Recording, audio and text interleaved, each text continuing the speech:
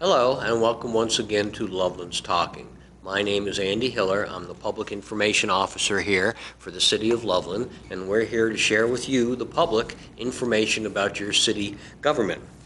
Depending on what day of the month you're viewing this program, you may have already seen the subject of this show, Loveland's snow plowing team in action. And even if you haven't yet seen them, if it hasn't snowed in any great measure by the time you've seen this, I know you've seen them last year and the year before and the year before that. You guys have been doing this for a while. Of course, Mother Nature has been doing it even longer than you guys. But this year, we're going to be talking about something different and new with the snow plowing operation. So please stay with us for a few minutes, and we'll tell you about that. We're kind of saving that new entity for the end. But before we go any further, I do want to tell you that we are going to spend some time kind of refreshing your memory on what is more or less the customary snow plowing procedure and efforts here in the city.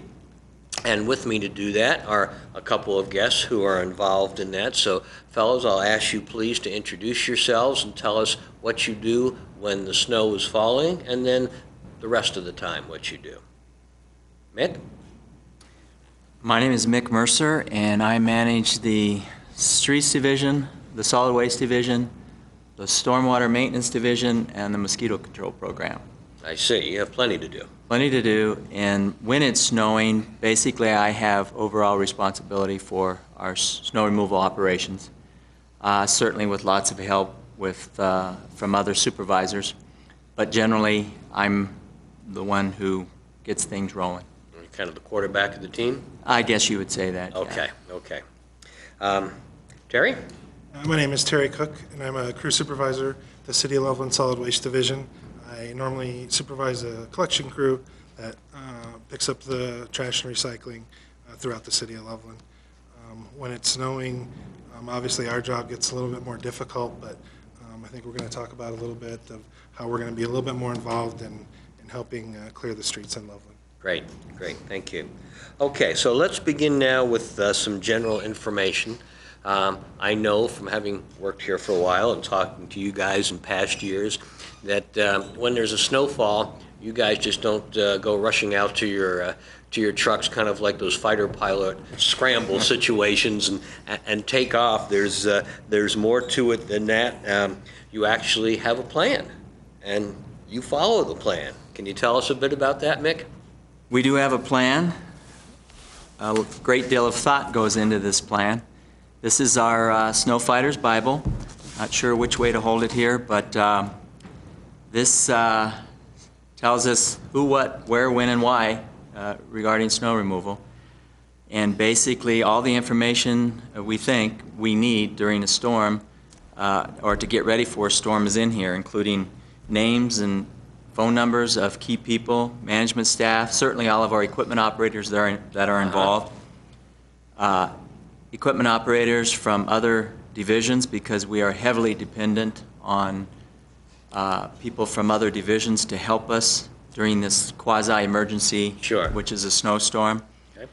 Talks about our equipment, what kind of equipment we have that is part of our routine snow removal operation, including for sidewalks, what kind of equipment we need for when we have a big storm and we need contractors. We have a list of contractors and what kind of equipment they can provide. It's all bid on a 3-year basis, so we can pull the contractors in when we need to. Talks about our materials that we use, the de-icers. Okay. We'll get into all of those Okay. a little bit at a time. And so anything we ever want to know about what needs to be done for clearing snow in the City of Loveland is right there in that book. is in this here. Wow. And I should say Yes. also, it has maps. Maps are the key to our program. We map what our snow routes are. We follow that plan. And we also have anti-icing and de-icing charts.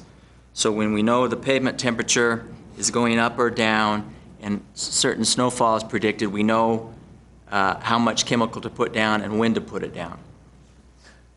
In thinking about all of this, it occurred to me that there are kind of, in my opinion, 3 stages to all of this, and I'll make it simple by just calling it ready, set, go. So that's certainly part of the ready, because that's what you have kind of in your, if it would fit, in your back pocket and ready to use when you need it. And then there are other stages. So can you flip to those maps real quickly? Because I know that the city is divided up into different areas. You guys just don't take off and just do the streets in your neighborhood first, do you? Or maybe you do. I don't know. No? And what about mayor and council members? Do they get priority plowing? Huh? I couldn't even tell you where they live. Oh, sure. We have the city basically divided into 5 different areas, and each one of these maps represents a part of town. This is sort of the north central part of town, from 34 all the way up to 71st Street. But we have basically 5 different areas, and we assign trucks to each area. And the trucks do the priority 1s and then the priority 2s in those areas. Right. And They generally don't leave those areas for routine storms. I'm going to assume that the people, the drivers of those trucks, the operators of that equipment, basically concentrate on one particular. They're already familiar with it, with that. If they spend most of their time in the south part of town on a regular year, they don't plow the streets in the north part of town. And do they do that same area for the next storm and the storm after that? Yeah, generally speaking, we have the same people plowing the same areas all winter long. Okay. And so they're very familiar with their streets, their routes. In fact, when the weather's nice, we actually do a dry run and have them go out and re-familiarize themselves with the street, any pinch points, areas that might give us some trouble. Sure. They see that up front, and they use that then when they're actually plowing snow. Okay, so that's some of the paperwork, if you will, that you do in preparation for this. I know the equipment itself needs to be maintained and taken care of in the off-season and made ready for this season.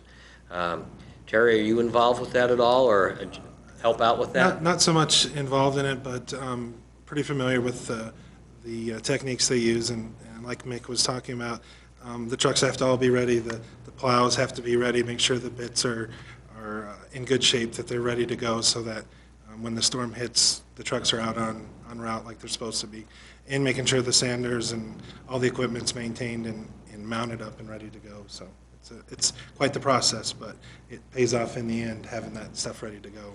When you say mounted up, so today, happily, it's cold, but the sun is out, okay? Are the plows mounted on these trucks, or are they just on standby, and if the snow starts falling, then they get mounted? I think it's dependent on the weather, and I don't know.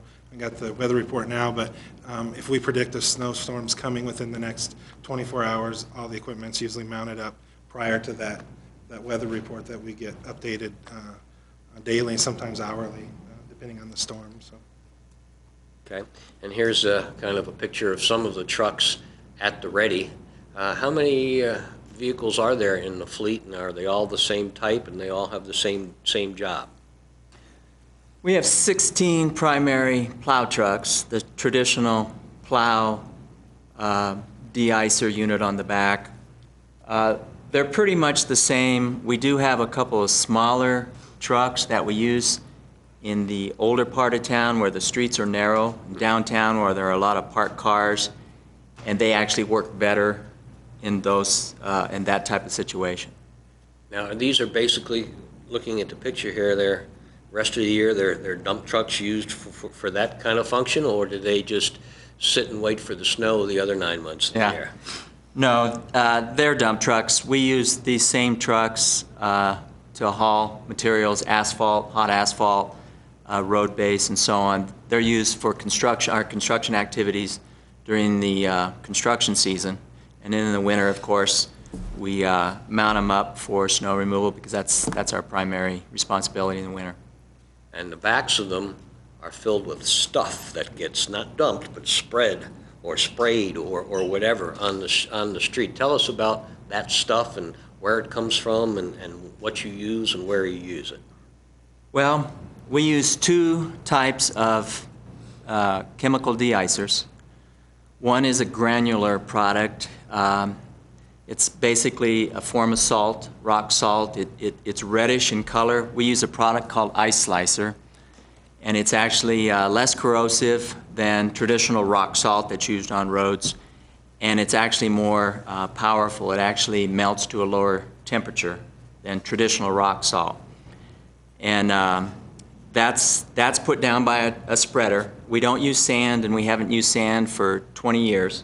It looks like sand on the road when you see it because it's reddish in color, and there's just a little bit of grit in it because it's mined from Utah.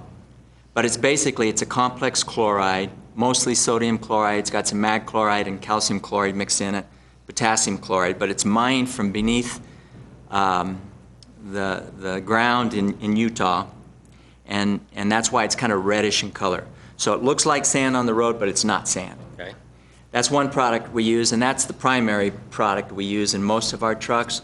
We have 4 trucks that have liquid tanks on the back, and those are used primarily in an anti-icing fashion, and I'll explain that in a bit. But those liquid tanks carry a product that we use called Apex, which is a magnesium chloride-based product. It's mostly water, but it's got magnesium chloride in it, and it's also blended with some agricultural byproducts to bring the corrosivity way down.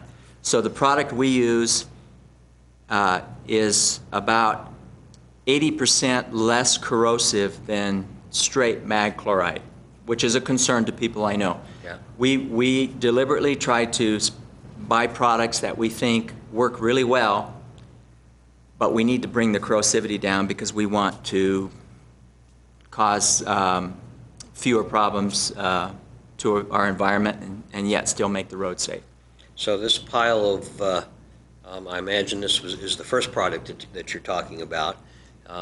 That's covered. That's housed somewhere. I can tell because there's not much light in there, wherever it is, right? Yeah, that's our You have a barn or something like that? We do. We have a salt shed in the middle of town, and we fill it with Ice Slicer. That's Ice Slicer, and we try to fill it in the summer months when the prices are at the lowest for the product, and we can get it shipped here, and there isn't this scramble. If we wait too long right before winter, everybody wants it at the same time, and then the price goes up and we wait. So we order it in the summer when it's the cheapest. We fill our shed. We try to fill it with enough material to get us through the whole winter. That's the goal. Doesn't always work that way depending on how bad the winter is, but generally we're able to fill that shed up with a winter's worth of the granular product. Now we don't have a photo of it, but we have several big tanks that we fill with our liquid product and the Apex. And that's also where our salt shed is. And we do run out of it because we can only hold so much, but that's much easier to get replenished with a phone call to our supplier. Okay. And you mentioned there's a difference between de-icer and anti-icer. Yeah. Would you explain? It's worth explaining. It's a little confusing, I realize. The historical way of fighting snowstorms was always to let it snow. When it started to cause a problem on the road, you sent the snow plows out, and by then you start to get ice built up, and so then you would start to drop chemical to try to cut down through that ice and loosen the ice up so that the next time you came around with your plows, you could start to plow off some of that snowpack. And that's called de-icing. When the snowpack is on the road and you have to cut through it, you're de-icing. The ice is already there and you're trying to remove it. Okay. A more proactive and more efficient way to fight snow is to not let that snow and ice bond to the pavement. And the way to do that is to put some chemical down on the road before the storm comes so that there's a layer of chemical. And then when the snow falls, the chemical artificially lowers the freezing point of the pavement to such a degree that the snow falls and it's laying there, but when you come along with your plow, you can take it off and you won't have that strong bond already starting to develop. Basically, it buys us time. Eventually, through our traditional storms, eventually the snow will overcome that anti-icer layer, and it will start to form a bond, and then we'll be more in a de-icing mode. But the idea is that by getting out early before a storm and putting a layer of chemical down, we will actually use less chemical through the length of the whole storm than we would if we waited Gotcha. and let it freeze and then tried to burn it off by dumping After a the lot fact, more yeah. chemical on it. Do you use that anti-icer on the entire street, or just certain streets or certain portions of streets? It's a kind of a cost-driven decision, and so our philosophy with our resources is to anti-ice the arterial roads, the priority 1 streets, the main streets that carry the majority of traffic. We'll go out, it takes us about 4 to 5 hours to prep the streets, to pre-wet the streets with the liquid when we know a storm is coming.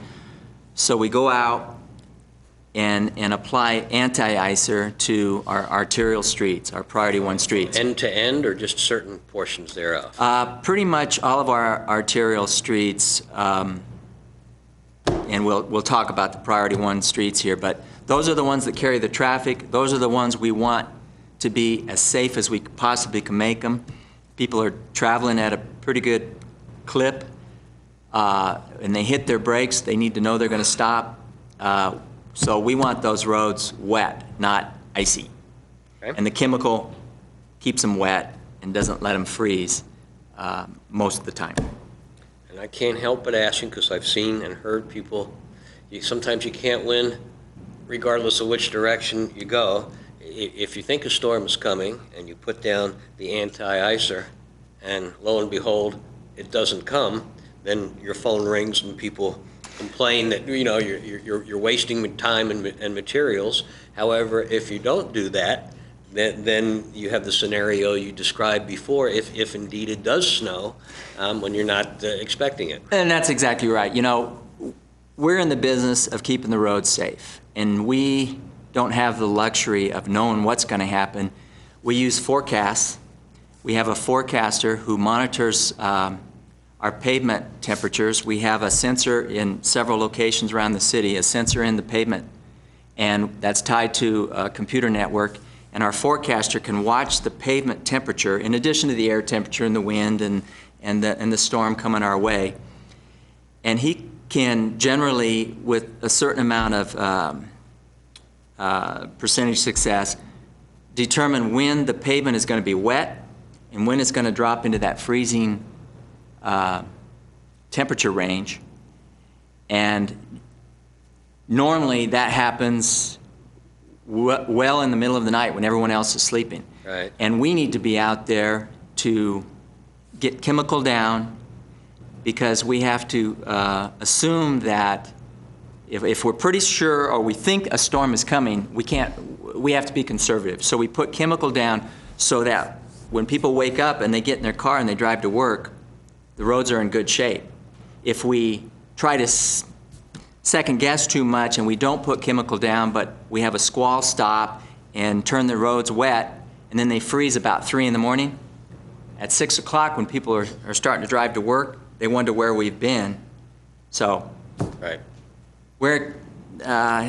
I say we're in the insurance business. We have to err on the side of caution, and so we use the forecast, and sometimes it's not real clear what's going to happen. Sometimes it's iffy, but we have to err on the side of caution and get out there anyway. Yeah, literally better safe than sorry. And the good news is, let's say in your example, we get that forecast, it's iffy, we go out, put chemical down, nothing happens. It goes around us.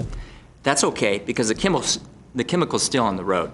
The water evaporates, but the chemical's still on the road, and in fact, if most people can still see it on the road. You can still see that the road's darker, Yeah. and that's because that's the chemical that's been put down. And it's still there, and if we get a storm in within a week, we'll still get some residual benefit from that chemical. Good So to know. it's not money lost. Okay, well, that's good. Okay, so that's kind of the ready. You have the plan and the equipment preparation, and and maintenance and oil changes and all the good stuff you do, and all the mechanics, I'm sure the bearings and everything are all checked out to make sure they all go up and down and side to side. They're all mounted up and ready to go, and the materials are all in the barn or in the tanks ready to go. So when you think it's going to snow, when the forecaster predicts it, you kind of move to the set mode where you're getting ready to move ahead with this. What is that? What's involved there? All right, well, we get a daily forecast. We get a heads up when we know we're going to have an event, even if it's just a minor event, but the roads are going to freeze. So our crews basically are put on standby. We work in two 12-hour shifts. So we have a night crew, 7 p.m. to 7 a.m., and we have a day crew, 7 a.m. to 7 p.m. I'm going to interrupt because you're talking about crews here. Who are these people, and what are they doing when they're not sitting by the phone waiting to see if you're going to call? Are these city employees or people you get from the outside? Most of them, they're almost all city employees with a few exceptions. Our night crew generally is our street staff, our street employees. They can get the most done at night when there isn't traffic competition, and they're our most experienced employees. And they run at night. That's their job. They're streets employees. They get the tough shift, basically. So if they were on the job, it's a Tuesday, and they're doing their regular work and leave at 5 o'clock or whatever time they normally would in their regular shift. If it looks like it's going to start snowing at 11 o'clock, are they called upon to kind of do a double shift and be up late at night? That happens. If we know a storm's coming, we might send them home early, and so they can rest, because we know they're going to be out working all night long. We don't need tired equipment operators who haven't had any sleep for 48 hours. So if we see that coming, and most of the time we do, we'll send them home, and we call them back in at night.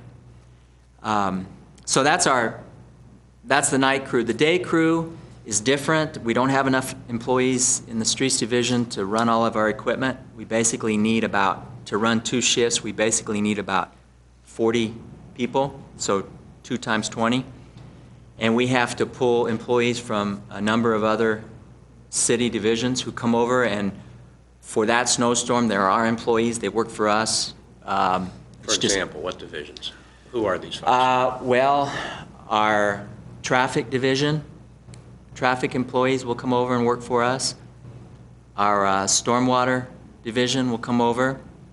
Sometimes our water, wastewater divisions will send some employees over. We have firefighters who will fill out a day shift. They're off. They're not working as a firefighter, but they want to stay involved. They'll come over and work for us. I'm sure I'm missing some people. Okay. Clearly, our solid waste division, particularly on the weekends when they're not having to do collections, they quite often will fill out shifts for us. So we have to pull from several city divisions to fill out our fleet so that we can run 24/7 and maximize the use of our resources. And I'm assuming these are folks who are normally or frequently behind the wheel of trucks and equipment like that, as opposed to a guy like me who sits in front of a computer all day. We need special training and exactly. Everything. We need somebody who has a commercial driver's license, and so we need people who are professional drivers, basically truck drivers. Right. I need to say this too.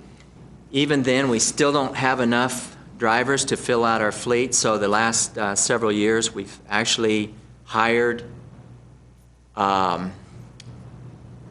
individuals who are equipment operators, but because of the snow, maybe they're laid off their normal construction job, but they're truck drivers, and we bring them on board to fill out our shift. We put them through the training. We put them through classroom training. We send them out with one of our drivers to teach them how to, run the controls. And then they'll get in the driver's seat, and they'll have a supervisor with them until they're really comfortable. And then once they're comfortable, then they'll we turn them loose on a route too. So we have roughly 5 or 6 of those employees who are just hired for the snowstorm, and as soon as the snowstorm's done, then they're kind of, in essence, laid off until the next snowstorm, and then we hire them again and we lay them off, and that's just what we have to do to keep our equipment running. Right. We just don't have enough staff. And on the other hand, it wouldn't be a good idea to have the staff, and then they have nothing to do because it happens to be, you know, not a snowstorm day. So that makes good sense. So I'm going to guess, but I'll have you, when the call goes out to everybody to, you know, to get to work on this, they all already know where to go and what to do, or do they all gather somewhere and kind of have a group discussion and then you guys all go out? Do you solidify the instructions, or are they all ready to go when they get the call? They know what truck they're getting into. They know what route they're going in. They literally, when they get the call, they literally within, let's say it's the middle of the night, and usually we know a storm's coming, but it's the middle of the night and we wake them up. Usually about 45 minutes, they're behind the wheel and they're en route to their route. But they already know what truck they're in and what their assignment is. Okay. And I'm going to assume also, because I know that, like, there are employees for the city, especially police and fire folks, who get to take their police car home and it sits in front of their house in case they need to be called upon in the middle of the night. The same with fire folks. I'm going to assume that's not the case here, that people don't have a big snowplow sitting in front of their residential street.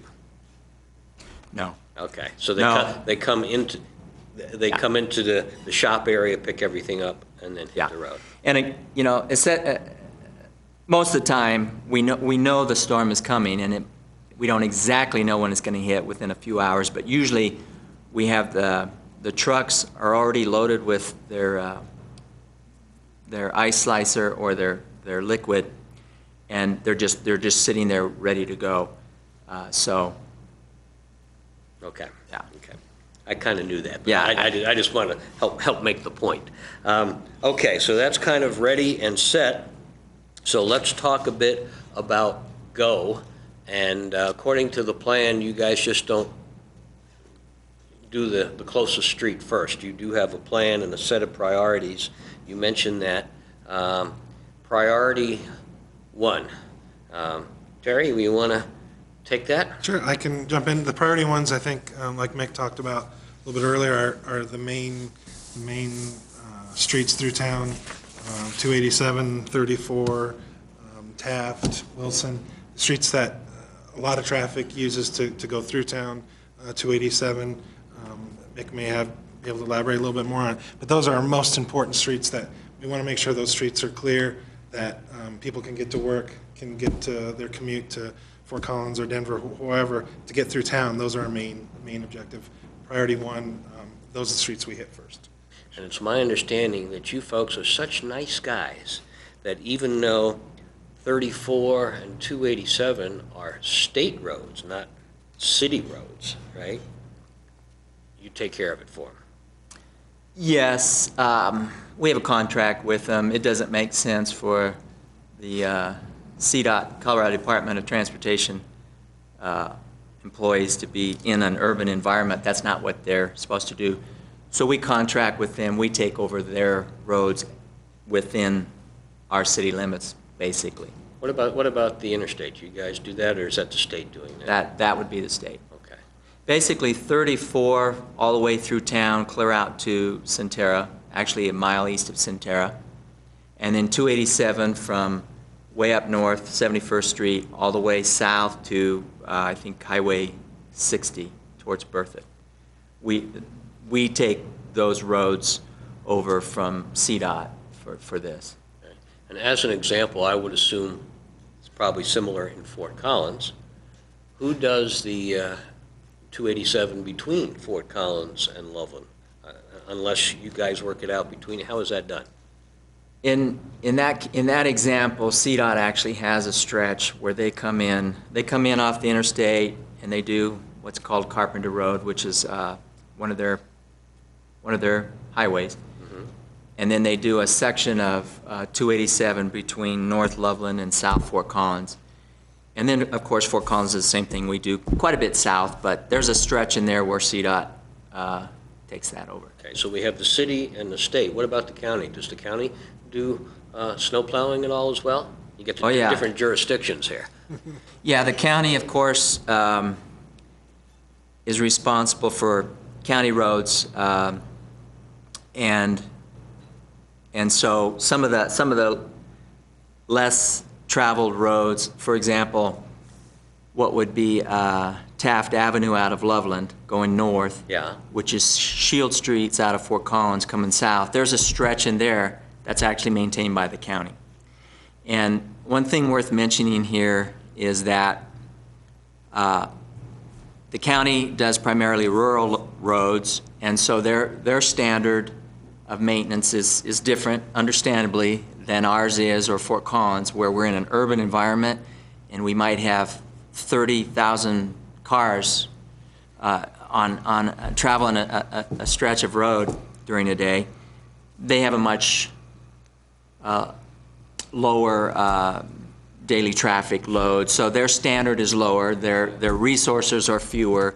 CDOT, same thing. They need to maintain the main highways, and they do a really good job. Some of the lesser highways that aren't heavily traveled, they're two-lane kind of farm roads basically, but they're in their jurisdiction. Yeah. They're going to be held at a lower standard. Okay, well, that makes sense. Okay, so that's priority one. Obviously, what's next is priority two. How is that different? Priority two roads are the collector streets, generally, the bus routes, the school bus routes, the collector streets, some of the streets that serve our business districts, they're priority two routes. So when we have the priority one streets, the arterial streets, in decent shape, then and only then will we break off and plow the priority two streets. I see. So you don't try and do both of them simultaneously. You got to get one under good control first. Yeah, we have to take care of the highest priority, the roads that carry the most traffic, that are, the speeds are higher, those have to be made safe. The collector streets generally are 25 to 30 miles an hour in dry weather. They're two-lane roads. They aren't that heavily traveled. They just basically empty the neighborhoods onto an arterial street. So those roads generally don't get plowed as wide. We plow the main travel lanes, but we don't want to have a lot of problem with blocked sidewalks and driveways. So we open up the travel lanes, but those are held to a lower standard than our priority one streets. Okay. And then priority three, which is everything else. Is that right? Yeah. Okay. Let's talk about priority three up until this year, and then we'll have a little drum roll or something, and then we can talk about it this year. Well, generally, priority three streets, which are the residential streets, generally do not get plowed. They don't get plowed in Loveland, they don't get plowed in Fort Collins, they don't get plowed in Longmont. I know what other cities do and don't do, and generally, for most of our snowfalls, we don't get enough snow to warrant the expense to plow priority three roads. And we don't have the resources to do it in a timely fashion. So when we get 3 or 4 inches of snow and those roads can still be driven by somebody in a two-wheel drive car, that's the way it is. We have the resources to take care of priority ones and priority twos, but we can't plow the residential streets every storm. Okay. That's just the way it is. That's just the way it is. Now, in the past, when we've had a really big snowstorm and people do have difficulty getting out of their residential street to a plowed street they can see. What do you call a really big snowstorm, Well, in your opinion? historically, I would say anything probably 8 inches up, Okay. especially if you add a little bit of wind and some drifting.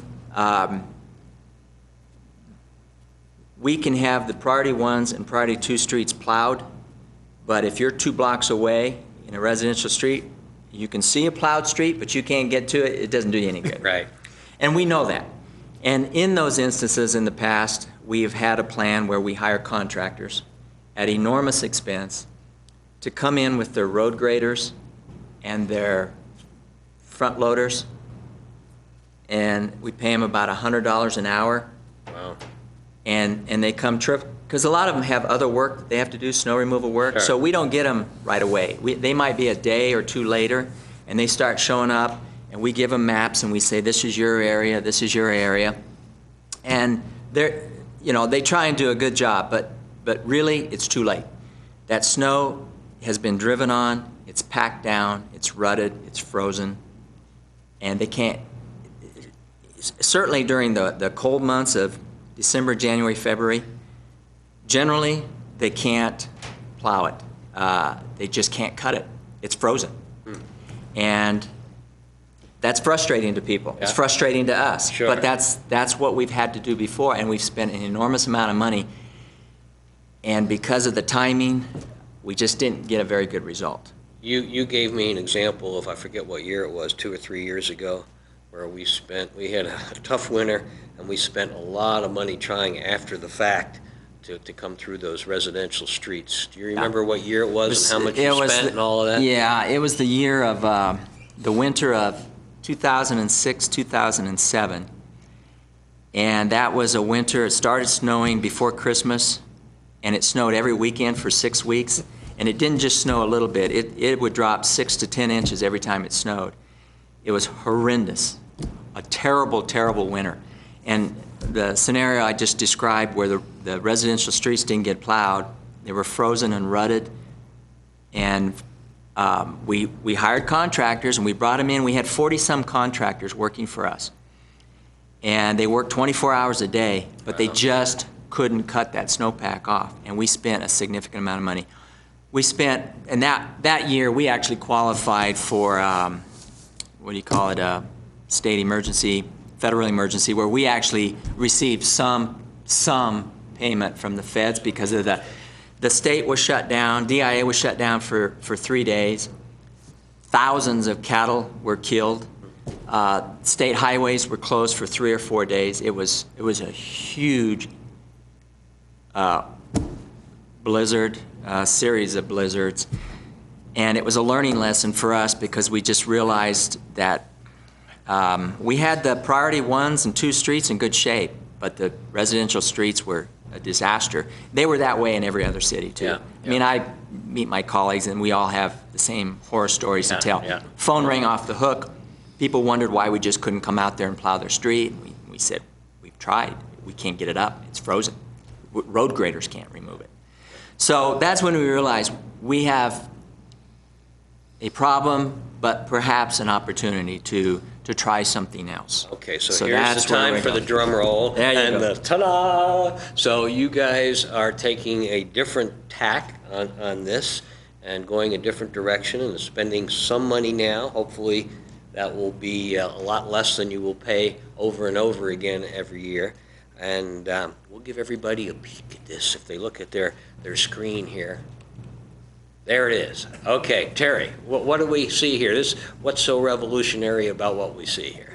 Well, it's something that we do on a daily basis. We go out and collect the trash and recycling yard debris from residential homes throughout the year, regardless of the weather condition. A plan that Mick worked pretty hard on, came up with, was that here's a way we can help the priority 3 situation in these bigger storms, is that we can outfit existing equipment that we already have, that we use every day, outfit this equipment with plows. We, at the moment, we will have 11 solid waste vehicles equipped with a snowplow, so that in the case of a big storm coming, we have qualified drivers that know every street in Loveland. They go down them every week. Every day. So just to emphasize here, these are not the dump trucks that you have all mounted up and ready to go. This is, in addition, right? Right. Your basic solid waste, the trash collection trucks onto which you're mounting snowplows for the first time. It's a new idea. I think, and Mick can elaborate a little bit more on other communities that have tried this. We've thought about it. Like I said, Mick came up with this plan that said, hey, we have qualified drivers, we have the existing equipment, let's make this work to where we can get these priority 3 streets plowed and that we don't have the problems we've had in the years past. And it's really a unique solution to a problem that's existed for a lot of years. So. Okay. And I know you'll want to clarify that you're not going to do this on every snowstorm. Yeah, that's very important. Again, we can't, for a 2 or 3 or 4 inch snowfall, we're not going to do this. This is for the bigger, more problematic snows. And I'm saying basically 6-inch plus snowfalls. And luckily we normally don't get too many of those in the winter.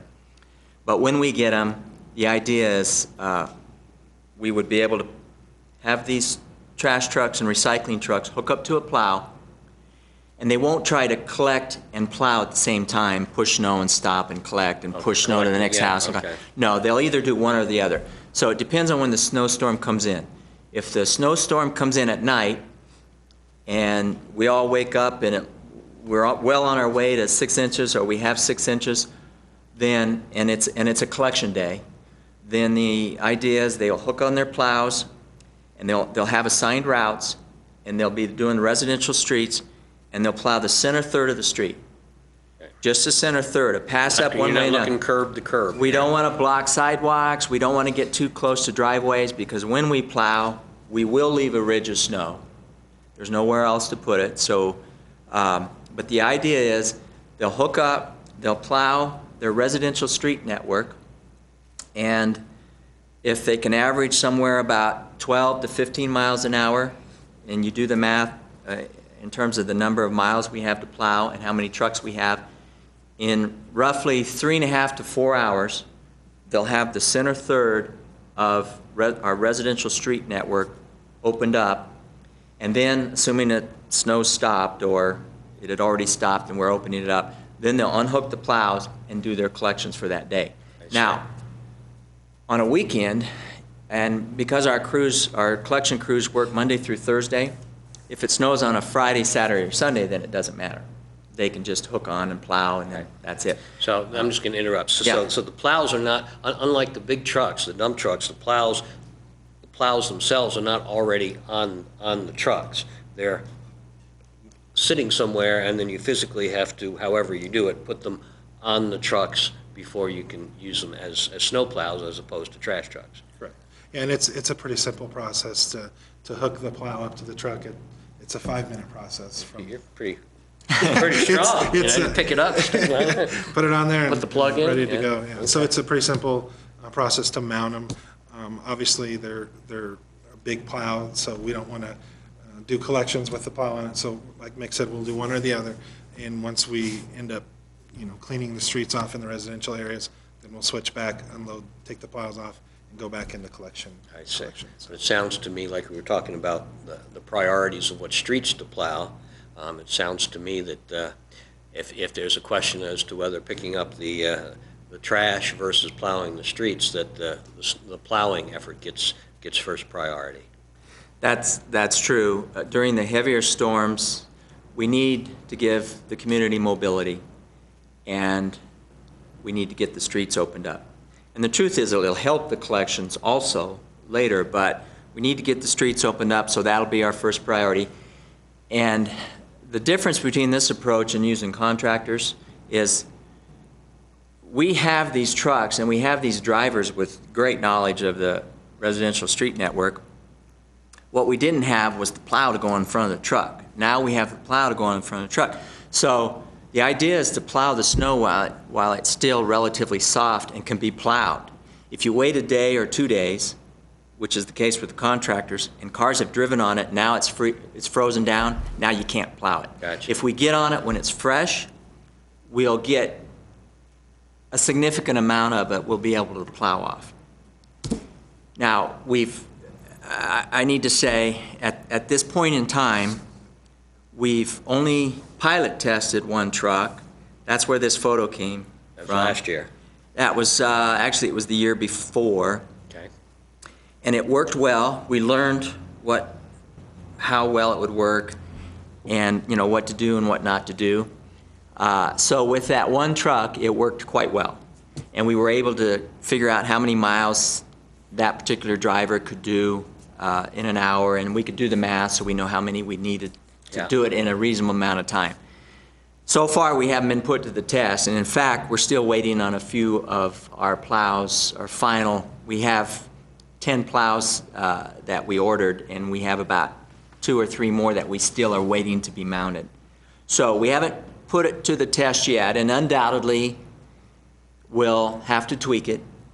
But Terry has done a great job of designing the residential plowing program. He knows who he's going to assign where.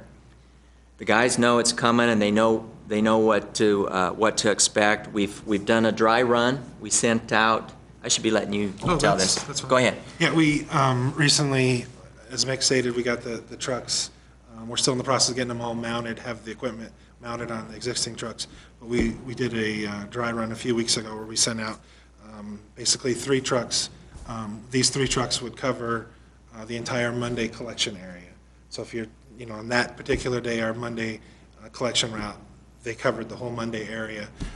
And we learned some things along the way. The dry run obviously wasn't a good apples-to-apples comparison, but it was a comparison where we were out there, we found out, some of the streets, narrower streets downtown, maybe we only do 1 pass down the middle, because if we did 2 passes, it would push it too close to the sidewalks. We also learned that cul-de-sacs are a unique challenge with these big trucks, as they are even in collection mode. Cul-de-sacs pose a problem where cars are parked there, difficult to get in and out. So what we're going to do to address the cul-de-sacs is that we're going to use pickup trucks that have snow plows mounted on them. Just for the cul-de-sacs, we can go in quick. We won't push all the snow up into someone's driveway. We'll make a clean pass in and a clean pass out. Again, the unique thing about this whole program is within hours we will have every residential street in Loveland plowed to where people can get out and get right to the main streets, and hopefully it makes everyone's commute that much better. And that is when there are major storms. When there are major storms. Not for every storm. Right. Now, one thing Mick has talked about, but you're a lot closer to this, literally, because you're involved with the solid waste truck operation. There's good news and there's bad news. The good news is that you're going to clear a path down the middle of the street. The bad news is you can't make that snow evaporate. It's got to go somewhere. So I'm imagining that if my car is parked along the curb, I'm going to have snow in front of it or something like that. Just talk about that a little bit. Yeah, potentially. I mean, like Mick had stated earlier, snow's got to go somewhere. So we're pulling it out of we're making 1 pass down the street, and we're going to come back down the other side. Well, as we're making the 1 pass, we're pushing the snow to the side, which potentially could be in front of someone's vehicle or their driveway. And basically, it's a windrow of snow that potentially could be, 4 or 6 inches of snow that someone may have to dig out to get out to that dry pavement to get out of their driveway. We think it's still a good compromise. We're clearing those streets. Some people may have potential problems getting out of their driveway. May require a little bit of digging out. But once they do that and establish that path, then they're on a clear road to wherever they need to go. Okay. So, yeah, a little bit of a negative as far as we may pose a little bit of a problem, but the outcome is going to be a positive one in that they're able to get through their neighborhoods a lot easier. So the reality is you can only do so much, and there's kind of a downside. Right. And we still got to clean off our own windshields and start our own car and warm them up and dig our way out of our driveway and perhaps pass this ridge of snow into the street. But after that, we'll actually be able to get to where we're going. correct. So, okay. And I know, well, I'm sure both of you, Mick has told me before about neighbors helping neighbors in that circumstance. You want to mention that a little bit? I think what we talked about is, I think a A lot of us, I know in my particular neighborhood, I have a few of my neighbors that are elderly and require some assistance with helping clear their sidewalk. I think if everyone takes an approach that you have a neighbor that has difficulty maneuvering, it's literally a 10-minute job to go over there and help them, clear out this little area for their car to back out if they need to. And if everyone does that, I think it won't be a problem for anybody. And I think that we all know those people in our neighborhoods that may require a little special assistance, but if we all work together and come together, we can help these people out, and it'll be little impact or any for those people. Yes, indeed. And I can't help but think that we've got one neighbor on our block who's got a gas-powered snowplow, Right. So this time of year, everybody's nice to him. Yeah. Hey, Scott, how are you doing? Yeah. Oh, yeah, I really like your outfit. Your lawn really looked good this summer. Yeah. So anyway, but that's the other side of it. But if there is somebody who needs some help, it's a good idea to step up and assist. Yeah. So Very important because we have 25,000 driveways in this town. We are obviously employing everybody in some fashion, trying to deal with an emergency, and that's where we need people to step up and understand that we have to plow the snow somewhere. We're going to block their driveway, get the shovel out and dig it out. That's their job, but if they have a neighbor who needs help, and we all do, just adopt them for the winter. Just take care of them during the winter. You build good relations, and you really help somebody who needs help. If everybody calls us, we are going to disappoint a lot of people because we will not be able to help everybody dig their driveway open. That's just the bottom line.